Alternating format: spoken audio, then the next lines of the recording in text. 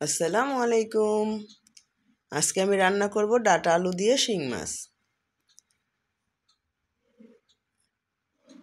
Data আলু দিয়ে শিং মাছ রান্না করার জন্য এখানে প্রথমে শিং মাছগুলোকে আমি সুন্দর করে ভেজে নিচ্ছি। এখন ভাজা হয়ে গেলে এখন উঠিয়ে নিচ্ছি আমি শিং মাছগুলো।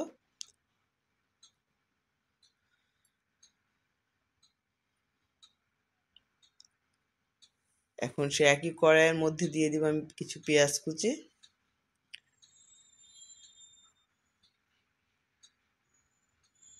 পেঁয়াজ কুচিটা দিয়ে আমি একটু ভেজে নিব। পেঁয়াজ কুচিটা ভাজা হয়ে গেলে এর মধ্যে দিয়ে নিচ্ছি আমি প্রায় 2 চা চামচ পরিমাণ মরিচ গুঁড়া, 1.5 চা চামচ পরিমাণ হলুদ গুঁড়া, স্বাদ মতো দিয়ে নিচ্ছি আমি এখানে লবণ, আর আদা রসুন বাটা দিয়ে নিচ্ছি প্রায় আমি 1.5 চা চামচ পরিমাণ। এখন পরিমাণ মতো পানি দিয়ে মশলাটাকে খুব ভালো করে কষিয়ে নেব যাতে কোনো কাঁচা গন্ধ না থাকে।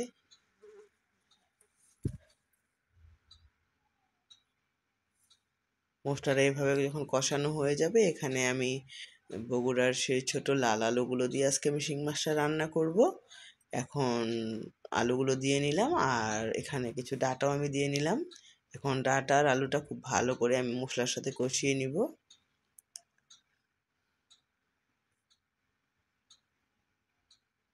আর এখানে আমি প্রায় হাফ কাপের মতো গরম পানি দিয়ে নিলাম। এখন এটাকে বয়েল হওয়া পর্যন্ত আমি এটা অপেক্ষা করব। আমি এটা 5 থেকে 7 মিনিটের মতো ঢেকে রান্না করব। ঝোলটা এভাবে যখন শুকিয়ে আসবে তখন আমি একটু নেড়ে নিব ভালো করে। আর ঝোলের জন্য আমি পরিমাণ মতো পানি দিয়ে নিচ্ছি। এখানে আমি 1 কাপ পরিমাণ পানি দিয়ে নিলাম।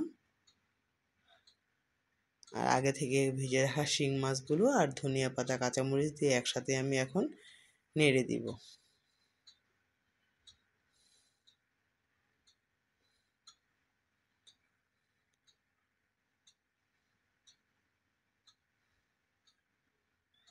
এখন ঢাকনা দিয়ে আমি রান্না করব প্রায় 2 থেকে 3 মিনিটের মতো।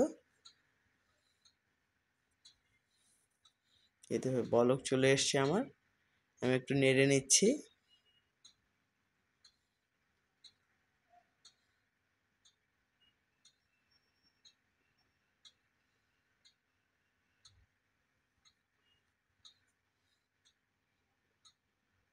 ঝোলটাও ঘন হয়ে এসছে আর তেলটা ছাড়তে শুরু করেছে আমার।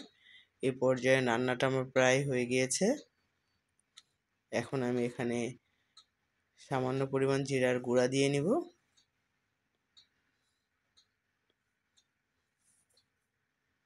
এই হাফ চা চামচের মতো হবে জিরার গুঁড়া দিয়ে নিলাম। এখন নেড়ে চেড়ে তরকারিটাকে আমি একটা বাটির মধ্যে নামিয়ে নেব।